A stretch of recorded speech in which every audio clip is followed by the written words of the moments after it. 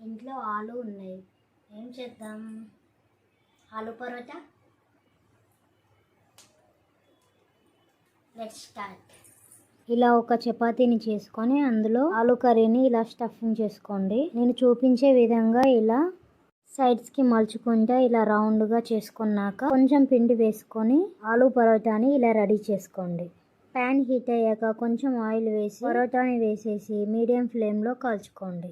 ఒక సైడ్ ఇలా brown colour వచ్చాక తిప్పి వేసుకోండి. కొంచెం కొంచెం ఆయిల్ని వేసుకుంటూ ఇలా కాల్చుకోండి.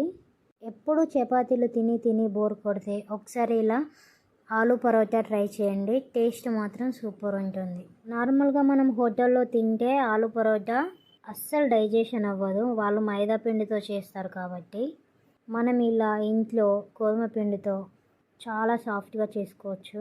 దీన్ని టమాటో కెచప్తో తింటే సూపర్ టేస్ట్ ఉంటుంది.